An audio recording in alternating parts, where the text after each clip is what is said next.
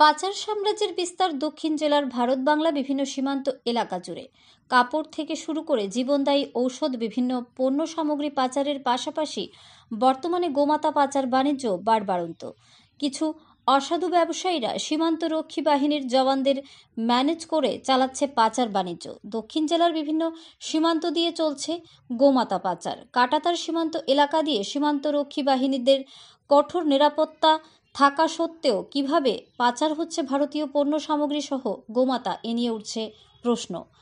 এখানেই শেষ নয়, বাংলাদেশ থেকেও বিভিন্ন অবৈধ জিনিসপত্র আসছে কাটাতার সীমান্ত দিয়ে। অভিযোগ, যে সময় পাচার বাণিজ্যের কাজ চলে সে সময় ঢিলেঢালা নজরদারি রাখে সীমান্তরক্ষী বাহিনীর জওয়ানরা।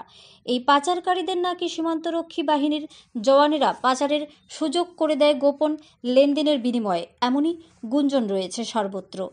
গত বৃহস্পতিবার রাতে বিলোনিয়া থানার ইন্সপেক্টর স্বপন সেনের নেতৃত্বে পুলিশ কর্মীরা উত্তর সোনাইছড়ি এলাকায় রুটিন মাফিক যানবাহন চেকিং করতে গিয়ে TR03 K1716 নম্বরের গরু বোঝাই গাড়ি আটক করে। বৈধ কোনো কাগজপত্র দেখাতে না পারায় পুলিশ গরু বোঝাই গাড়ি সিজ করা সহ গাড়ি চালক কামাল হোসেনকে গ্রেফতার করে থানায় নিয়ে আসে। জানা যায়, জামজুরি বাজার থেকে হরিপুরে নিয়ে আসা হয় গোমাতা বাংলাদেশে পাচারের উদ্দেশ্যে। গাড়িতে 10টি গরু পাওয়া যায়। পুলিশ একটি মামলা নিয়ে শুক্রবার দুপুরে আদালতে সোপর্দ করে আটক করা গরু সহ গাড়ি। অপরদিকে গাড়ি চালক কামাল হোসেনকে বেলবন্ডে থানা থেকে ছেড়ে দেয় পুলিশ। প্রকাশ্য দিবালোকে প্রতিনিয়ত দক্ষিণ জেলার বিলোনিয়া সহ এমনকি শান্তির বাজার থানার সামনে দিয়ে গরু বোঝাই গাড়ি ছুটছে। কর্তব্যরত পুলিশ বাবুদের যেমন হেলদোল নেই, তেমন সীমান্তরক্ষী বাহিনীর জওয়ানদেরও। গোমতী জেলার বিভিন্ন প্রান্ত, বিশেষ করে শালগড়া, খিলপাড়া, জামজুরি থেকে গো বোঝাই গাড়ি দক্ষিণ জেলা দিয়ে ছুটছে বিভিন্ন সীমান্তে। জানা যায়, শালগড়া এলাকার আব্দুল হাকিম বিভিন্ন বাজার থেকে গরু কিনে বোলেরো গাড়িতে বোঝাই করে পাচারের উদ্দেশ্যে পাঠিয়ে দিচ্ছে বিভিন্ন সীমান্তে, এমনই সূত্রের খবর। কোথায় গোমাতার ভক্তরা, কোথায় বিশ্ব হিন্দু পরিষদ? এভাবে গোমাতা পাচার হওয়ার পরেও কেন চুপচাপ তামসা দেখছে, এ নিয়ে প্রশ্ন চিহ্ন দেখা দিয়েছে জনমত। ব্যুরো রিপোর্ট, আরি, ধর্মনগর। জামদির বাজার থেকে কোন ইয়াতে তুলেছিলেন? হরিপুর বাজার। ওখানে কি বাজার আছে নাকি? বাজার নাই, এদিকে লোকাল মানুষে কিনছে গরু। লোকাল মানুষ কাগজপত্র দিয়েছে? হাসিল আছে? কে কে কে কে কিনছে? যারা কিনছে তার নামে হাসিল আছে? আচ্ছা, আপনার নাম কি?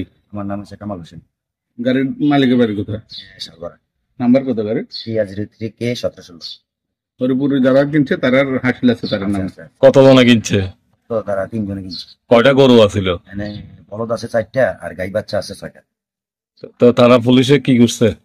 তারা মনে করেন গায়ে কাগজপত্র ঠিক আছে, হাসিলও ঠিক আছে, ফাইনও কার্ডও আছে। ওখানকার দিকে থেকে মনে করেন এতগুলা গরু নিয়ে যাইতেছে, এটা তো অন্যায়। মালিক কে? গরুর মালিক। হ্যাঁ, গরুর মালিক তো আছে এদিকে, আমি তো সঠিক নাম জানি না। এদিকে আমি তো লোকাল টিপ দেই, এদিকে সঠিক নাম জানি না। নাম জানলে তো মনে করেন করতাম। লুট করছে মানে জামজুরি বাজার থেকে? জামজুরি বাজার থেকে লুট হয়েছে। আপনার বাড়ি কোনখানে? আমার বাড়ি জামজুরি রাজধনগর। রাত্র আনুমানিক 9:30টার দিকে আমাদের থানার অফিসার SI স্বপন সেন এবং স্টাফরা সোনাইছড়ি এলাকা থেকে একটা বোলেরো গাড়ি ইয়ে করছে।